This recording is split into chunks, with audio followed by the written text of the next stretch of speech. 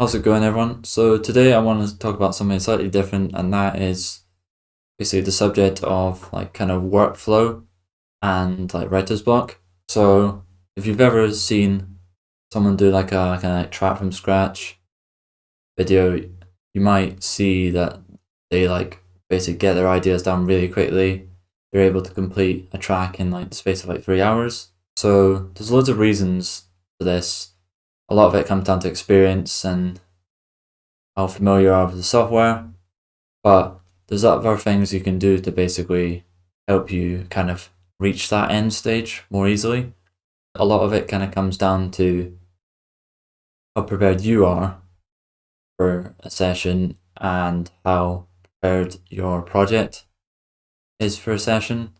So basically, there's preparation you can do to kind of make that step a little bit more easy. And that's kind of what we're going to run through in this tutorial. So yeah, let's dive into it. So part one is essentially about setting yourself up for a successful session. So a large part of like whether you're able to actually write that music fast is actually just down to you and whether you're kind of up for making music and that kind of thing. So the first thing I would kind of emphasize is basically your mindset.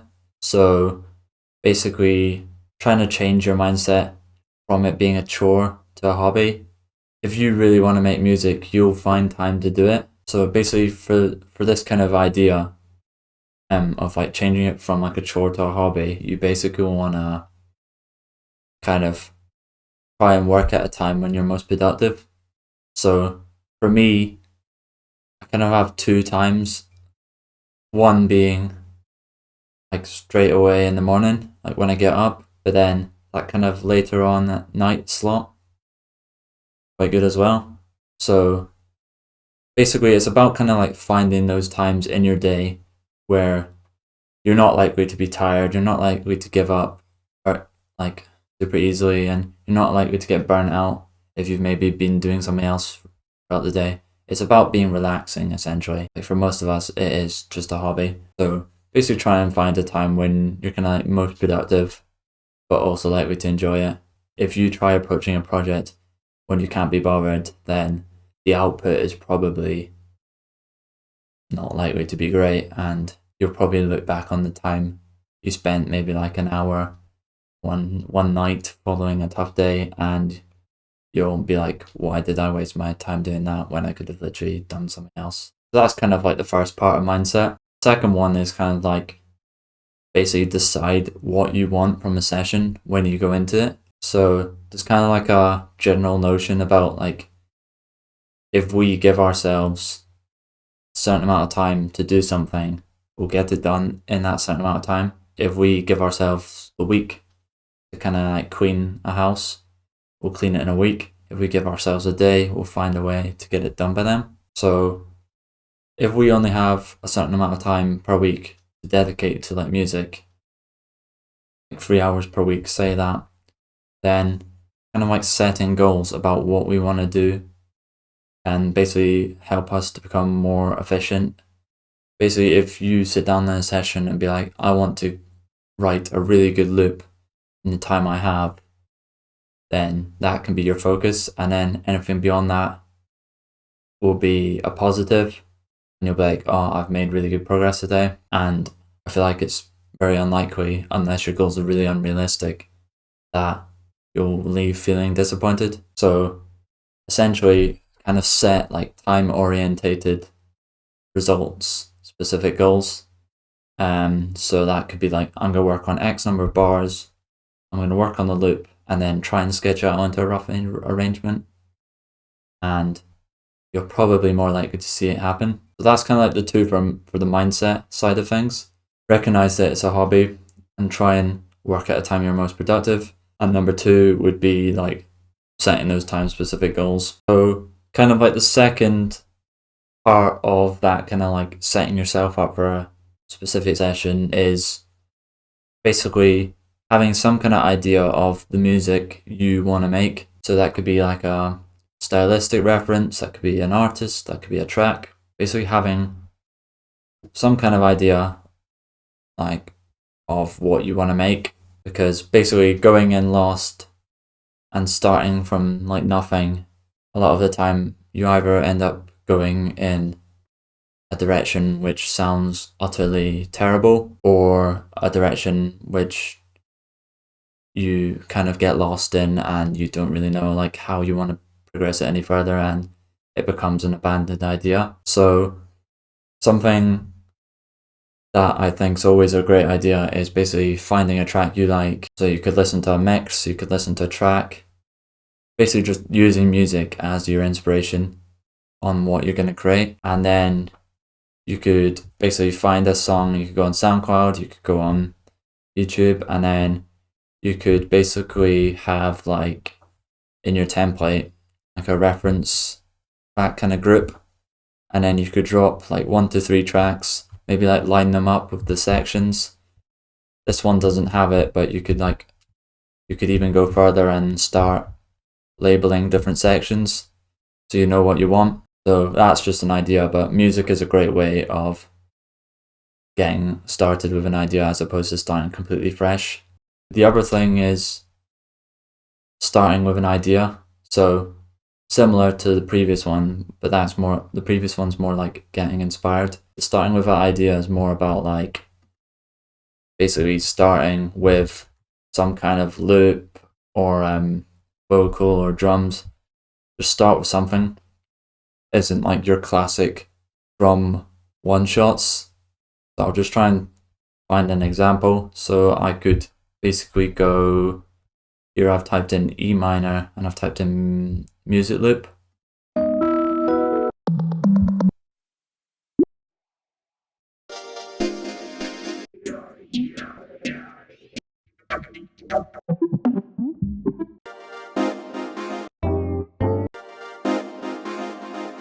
And what I'll maybe do is I'll basically type in a key or something. You can do more prep by like actually finding samples and maybe like labeling them or something. But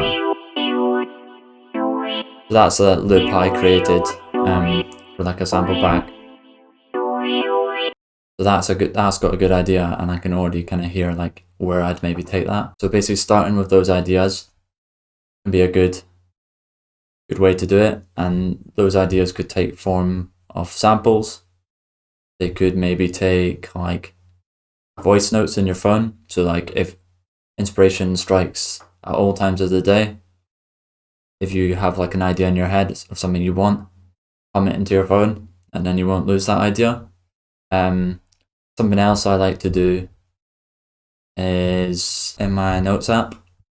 So I basically set up these, as you can see, these are like all my current projects with different genres, different like styles, and I've got like ideas to build on.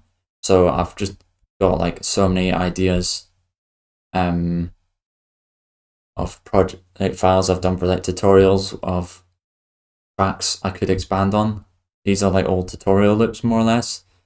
And then track ideas is more or less like different vocals, different samples, different tracks that I could do edits of, the genre, references, like a lot of detail. And I'll be honest, that list has grown very large.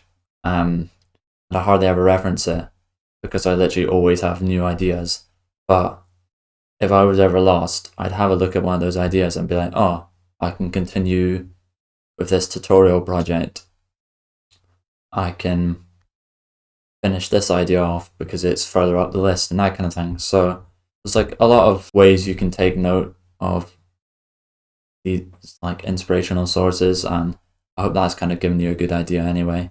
So for part 2, this is essentially about like how to set your project up for a successful session. So obviously last time it was kind of like about how you can get in the right mindset, but this one's like how you can maximize your efficiency by like organizing your files and using templates and using presets and all that kind of stuff. So it's kind of like the tedious stuff that no one really wants to do or hear about, but it can help massively. There's loads of different ways we can set our project up for success, and I'm basically going to talk about them right now. Number one is DAW Templates. Whenever you create music, there's probably certain actions you do over and over again. You might have like a certain way you grip channels, you might have a certain way you program drums. So there's loads of different variations in the way you might set things up. But basically the main reason you want to set up templates is to save you time and avoid doing repetition on those like little minor tasks that you do every single time. Something else you can do is like presets. So I've got a lot of projects where I do a lot of the same stuff with regards to like audio effects. Like for the bass, for example, I most of the time have an effects chain that looks something like this. Even without knowing the sound, I know that this is likely to be some kind of effects chain that I'll use with like tweaks. And I probably do that kind of similar chain every time I use a bass. And it's not just the bass as well, it's like certain sounds. So like a pad, I'll probably EQ the same way. Maybe I'll compress the pad, I'll add that reverb, I'll add delay, and then maybe a filter. So every sound has its own kind of standard chain I'll use, obviously with variations. So every time I set those chains up, I waste time setting those chains up because I already know those chains kind of work. So basically what I would advise is setting up your own custom like audio effect racks, and then you can save them and they'll save in like your user library under presets, and it just gives you a much quicker way to get going as opposed to like starting with raw sounds. So I'd very much advise like using your own effect racks, saving them, and then reusing them. And you could also, of course, go into like the effect rack and experiment with presets as well if you weren't quite sure on those chains. But once you get more familiar and you do the same thing loads and loads of times, I'd advise starting to save them, maybe go back through your projects, that kind of thing, and then it just allows you to quickly grab an effect rack of your own that you know will work in the majority of cases. Number 2 or 3 is like Ableton Collections. So there's nothing that kills creativity more than having to like go through folders. So like with plugins, I've organized my VST folder, but if I go to this one here, the amount of plugins I've downloaded over the years is ridiculous. So Ableton Collections is a bit of a godsend in that regard, because there's certain plugins I use over and over again. So the Collections tab in Ableton is pretty good for that kind of thing. You can obviously label. So my labels are audio effects, MIDI effects, synths. A decent amount of the synths I use, basically like the kind of go-tos or potential go-tos, favorites, and samples, or just like some of my go-to sample packs. And that kind of segues us onto the next part, which is like the organizing your samples. Like I was saying, I have a lot of plugins, but the amount of plugins I have just does not compare with the like number of samples I have, which I need to be more strict in deleting. Like some advice: if you don't have a large sample library, keep it small and only download what you need. So in terms of my sample library, I've essentially got it split into like one-shots and loops, sample packs, and sampling. So one-shots and loops are basically like your single hits and your loop samples. Your sample packs are kind of the same thing, but kept within the pack because they have a specific sound that you're after. And then sampling is basically any time I've sampled a record or something, so like they're kind of like my own unique ones. So basically I advise kind of organizing your sample library really well. So like this kind of structure, like different sounds, and then with like subcategories of like the type of sound. Like I said, it can be tedious, but it just helps so much. If I want to find like a pack, the way I've basically set it up, it's like really well organized in terms of like when I go into a folder, I know what I'm getting. So essentially I'd advise trying to keep your samples down, but organize them into different genres, types of sound, key, BPM, and make sure they're well labeled. Then you can easily just be like, oh, I want a sample at 128 BPM, and then just see what it comes up with. There's so much rubbish in here, but it makes it like really easy to like find stuff. Like just with this kind of categorization of your samples.